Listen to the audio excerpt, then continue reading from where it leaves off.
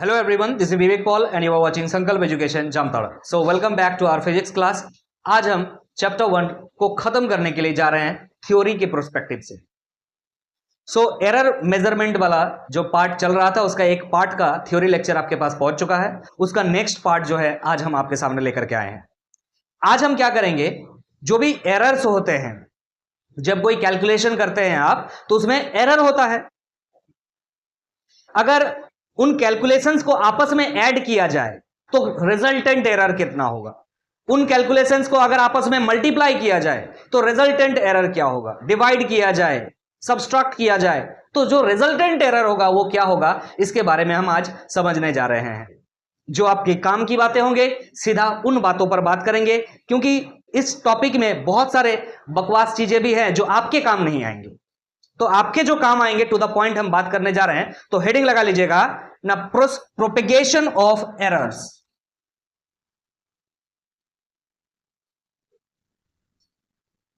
Propagation of errors. भाई इससे सबसे पहले हम एक काम करते हैं कि दो डाटा लेते हैं, ए और बी.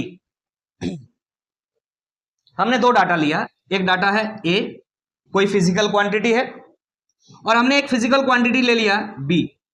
दोनों को ऐड किया. ऑब्वियसली दोनों सेम फिजिकल क्वांटिटी होना चाहिए, तभी तो ऐड हो सकते हैं. मान लीजिए ये फोर्स है, ये भी फोर्स है, ठीक है. तो हम क्या कर रहे हैं, पहला जो टॉपिक हम प्रोपेगेशन ऑफ एरर में पढ़ने जा रहे हैं वो ये है क्या ना, error in sum of error. लिखिएगा heading, error of sum of error in sum of tie quantities. Error in sum of tie quantities. A tie quantities का मतलब क्या रे? टाई टाई टाई क्या है? कभी हेड टेल खेले हो? या तो हेड आता है या तो टेल आता है, कभी कभी टाई हो जाता है. ऐसा खेले हो? नहीं बोले सर, कहीं ना कभी हेड और टेल ही आया. कभी मैच खेले हो क्रिकेट का? कभी मैच खेले हो क्रिकेट का? तो क्या होता है, या तो जीतते हो या तो हारते हो. ऐसा होता है कि टाई हो जाता है. टाई का मतलब क्या है, ये दोनों इक्वल है. अरे इक्वल है दोनों. इक्वल का मतलब मैग्नीट्यूड इक्वल नहीं है, लेकिन क्वांटिटीज सेम है. ये फोर्स अगर है तो ये भी फोर्स है, ये डिस्टेंस है तो ये भी डिस्टेंस है, अगर मास है तो दोनों मास है. ये समझ रहे हैं, टाई क्वांटिटीज बोलते हैं इसको. क्लास में रहेंगे तो कई नई चीजें धीरे धीरे सीखने को मिलेंगी. सुनो ध्यान से. अब इन दोनों को हमने ऐड किया बच्चा लोग. अब इन दोनों को ऐड किया और ऐड करके जो रिजल्ट आया हम मान लेते हैं वो एक्स है. क्या है? एक्स है. सुनो सुनो सुनो सुनो. ए का जब आप कैलकुलेशन कर रहे थे तब आपने कितना एरर किया था, तो मान लीजिए कितना एरर किया था, delta A. Let delta A क्या है? डेल्टा ए एब्सोल्यूट एरर है, इज absolute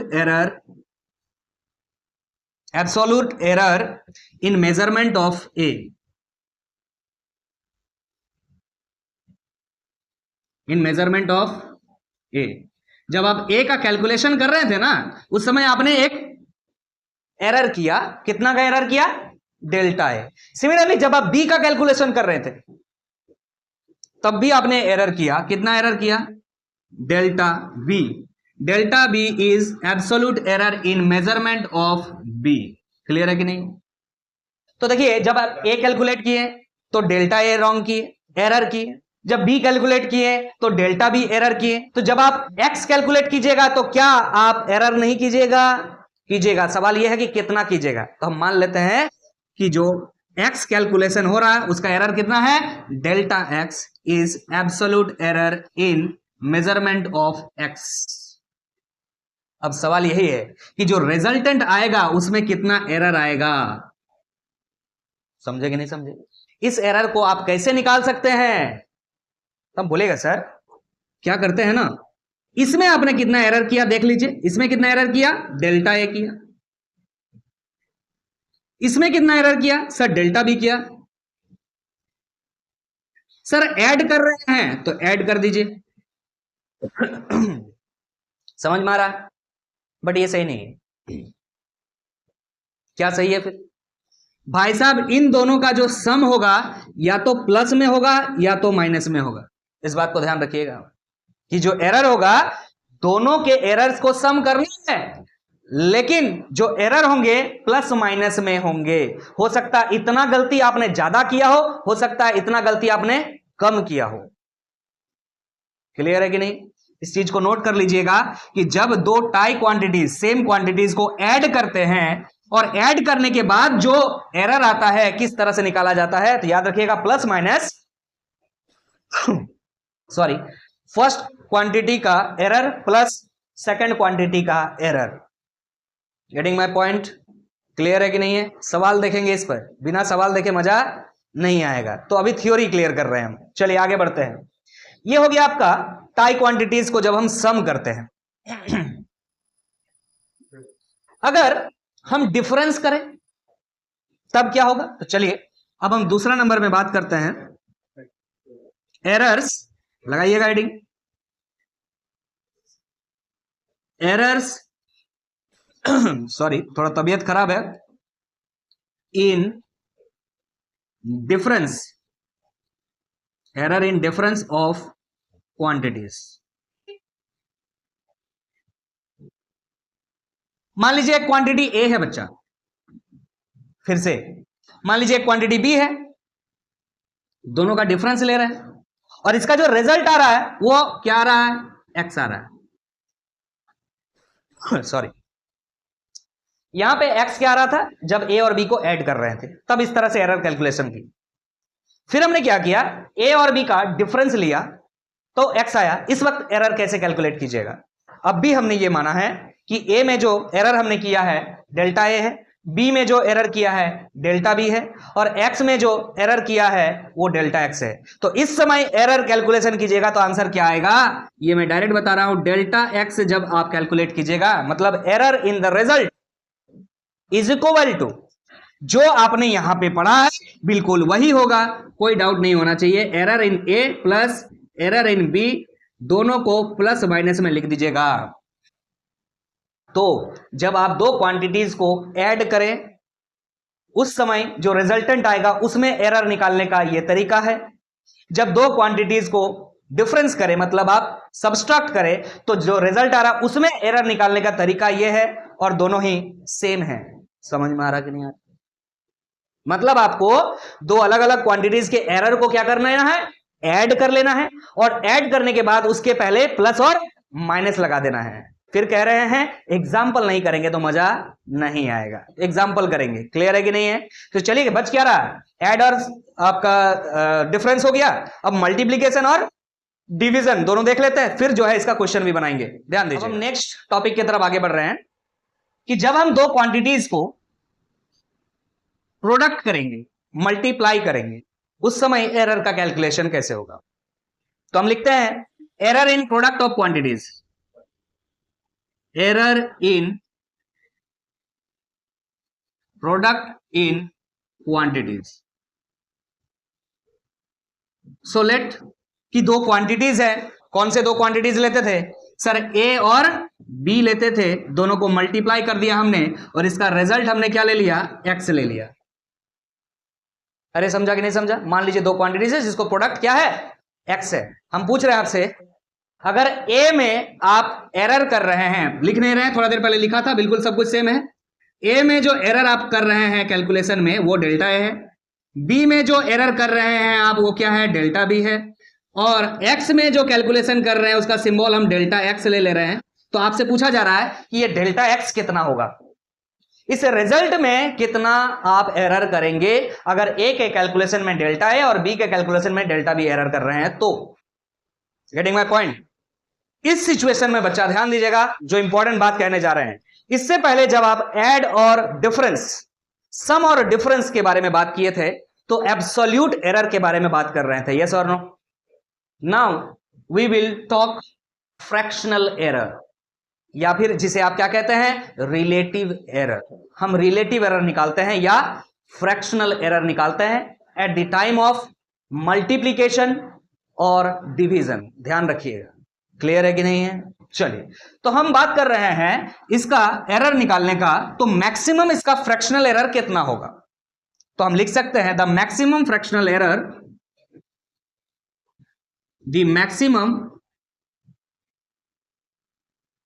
फ्रैक्शनल एरर किसमें, किसमें, कैलकुलेशन इन एक्स में, error in x is, x में कितना आप मैक्सिमम फ्रैक्शनल एरर करेंगे। तो फ्रैक्शनल एरर निकालने का क्या तरीका था सर, जो एरर आप कर रहे हैं उसको लिखिए और डिवाइड में इसका मीन वैल्यू लिख दीजिए, एक्चुअल वैल्यू एक्स है जो लाए हैं आप, इक्वल टू आपको क्या करना है, ध्यान से, इक्वल टू आपको क्या करना है, ये क्या निकल रहा है, फ्रैक्शनल एरर निकल रहा है, आपको इक्वल टू क्या करना है। तो बिल्कुल इसका भी ध्यान दीजिए, ये क्या लिखा हुआ है, डेल्टा ए, जो ए का कैलकुलेशन में एरर करेंगे डिवाइड बाय ए कर दीजिए आप, और प्लस कर दीजिए क्या ना, जो बी में एरर कर रहे हैं डिवाइड बाय बी लिख दीजिए आप, और इसको आप इसके पहले प्लस और माइनस दोनों लगा दीजिए। This is the technique. वहां पे क्या करते थे, only delta A plus delta B करते थे, यहां delta A by A plus delta B by B, fractional error को ऐड कर रहे हैं आप, तो फ्रैक्शनल एरर ही रिजल्ट में आ रहा है। क्लियर है कि नहीं है, आप देखेंगे कैलकुलेशन करके दिखाएंगे आपको हम क्वेश्चंस में, ठीक है सर। ये तरीका हो जाएगा किसमें बच्चा लोग, सर प्रोडक्ट में। डिवीजन में क्या, अब हम डिवीजन देख लेते हैं, मतलब हेडिंग लगाइएगा 4th नंबर में ना, error in division, error in division of quantity. यहां इन लिखा हुआ तो मैंने ठीक किया, थोड़ा सा ठीक कर लीजिएगा, ऑफ कर देना है वहां पे, ठीक है। अब क्या है ना, दो क्वांटिटीज है, एक है ए दूसरा है बी, और ए और बी को आपस में क्या कर रहे हैं, डिवाइड कर रहे हैं, ए डिवाइड बाय बी, इसका रिजल्ट क्या है, एक्स है। फिर बार बार नहीं करेंगे कि ए के कैलकुलेशन में मिस्टेक कितना है, एरर कितना है, डेल्टा ए, बी के कैलकुलेशन में एरर कितना है, डेल्टा बी, तो एक्स के कैलकुलेशन में डेल्टा एक्स, तो डेल्टा एक्स कैसे निकालेंगे। तरीका क्या है ना, प्रोडक्ट हो चाहे मल्टीप्लीकेशन हो, सॉरी प्रोडक्ट हो मल्टीप्लीकेशन एक ही बात है, प्रोडक्ट हो और डिवीजन हो, दोनों में ही यही तरीका होगा। क्या निकालना पड़ेगा, फ्रैक्शनल एरर। क्या निकालना होगा, फ्रैक्शनल एरर। तो लिख रहे हैं हम the maximum fractional error in x is, इस एक्स में मैक्सिमम फ्रैक्शनल एरर कितना होगा, तो डेल्टा एक्स बाई एक्स लिखेंगे आप, इक्वल टू ए में कितना एरर है, डेल्टा ए बाई ए कर देना है, तो प्लस बी में कितना एरर है, डेल्टा बी बाई बी कर देना है, और ब्रैकेट करके प्लस माइनस लगा देना है। दोनों के लिए फॉर्मूला सेम है, मतलब सम और डिफरेंस के लिए फॉर्मूला सेम, मल्टीप्लीकेशन और डिवीजन के लिए फॉर्मूला सेम होता है। उसमें हम क्या निकालते हैं, एब्सोल्यूट एरर निकालते हैं, और इसमें हम रेशनल एरर या फ्रैक्शनल एरर निकालते हैं। क्लियर है कि नहीं है। एक सबसे इंपॉर्टेंट बात यहां पे बचा हुआ है जिसके बारे में चर्चा करेंगे, और सवाल सबसे ज्यादा वहीं से आता है, इसके साथ मिक्स होकर के आता है। तो चलिए देख लेते हैं हम नेक्स्ट। तो चलिए नेक्स्ट आप समझते चलिएगा, इस चीज को हम सम, डिफरेंस, प्रोडक्ट और डिवीजन सभी में अप्लाई कर सकते हैं। क्या ना, एरर इन क्वांटिटीज, हेडिंग लगाइएगा 5 नंबर में ना, error in quantities raised to some power, raised to some power, मतलब मान लीजिए कोई फिजिकल क्वांटिटी है आपके पास और उसके पावर में कुछ लिखा हुआ है। जैसे कि मान लीजिए एक फिजिकल क्वांटिटी आपके पास ए है और इसको डिवाइड कर रहे हैं बी के साथ, तो इसका एरर कैसे निकालते हैं, आप आसानी से निकाल लिए, अभी फ्रैक्शनल एरर निकालते हैं सर। लेकिन मान लीजिए ए पे पावर क्या है, एन है, और बी के पावर में एम है, और ए इक्वल टू एक्स है, तब इसमें आप क्या एरर करेंगे। सवाल समझ में आ रहा है। जरूरी नहीं कि यही हो सकता है मल्टीप्लीकेशन वाला भी बात हो सकता है, चलिए x इक्वल टू ये है, a to the power n है into a to the power b to the power m है, दोनों हो सकता है। सम डिफरेंस वाला भी हो सकता है। तो इन दोनों केस के लिए सेम ही तरीका था, तो इन दोनों केस के लिए अभी भी सेम तरीका रहेगा। तो आप क्या निकालेंगे, maximum fractional error delta x by x. हम इन दोनों केस का बात कर रहे हैं, this is division, this is multiplication. सबसे पहले आप क्या करेंगे ना, ए में आपने कितना एरर किया था, delta A by A, okay. B में कितना एरर किया था, डेल्टा बी बाई बी। सुनिएगा ध्यान से, ए के पावर में कितना है एन, यहां पे एन से मल्टीप्लाई कर दीजिए। बी के पावर में क्या है एम, एम से मल्टीप्लाई कर दीजिए, बीच में प्लस लिख दीजिएगा, ब्रैकेट लगा करके प्लस माइनस लिख दीजिएगा, हो गया काम। समझ में आ रहा कि नहीं आ रहा? यह तरीका होगा मल्टीप्लीकेशन और डिवीजन दोनों के लिए। अगर पावर रहे कुछ तो पावर इसमें भी ए पे पावर एन है, ए पे पावर एन है, बी पे पावर एम है, बी पे पावर एम है, इसीलिए ऐसा किया। जो पावर रहेगा वो आपको आगे लिखना है। सवाल मान लीजिए अब जो है इस तरह से रहे कि x equal to A to the power n plus A to the power n, sorry B to the power m, ये है मान लीजिए। या फिर डिफरेंस में ऐसे हो सकता है कि x इक्वल टू मान लीजिए A to the power n है minus B to the power m है, तो प्लस और माइनस के लिए तो सेम होता है। आपको पता क्या निकालते हैं, absolute error sir.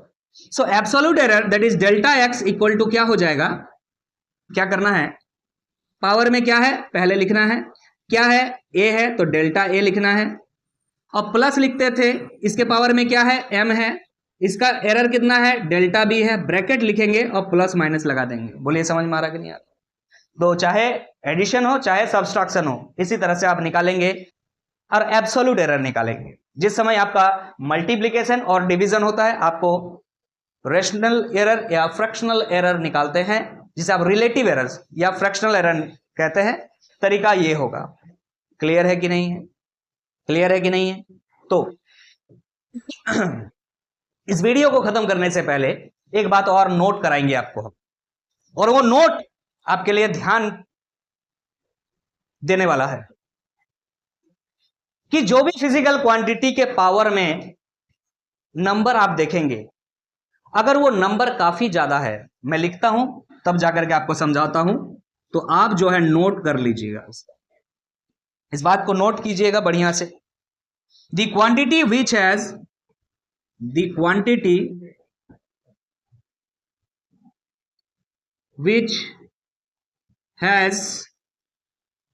Maximum power,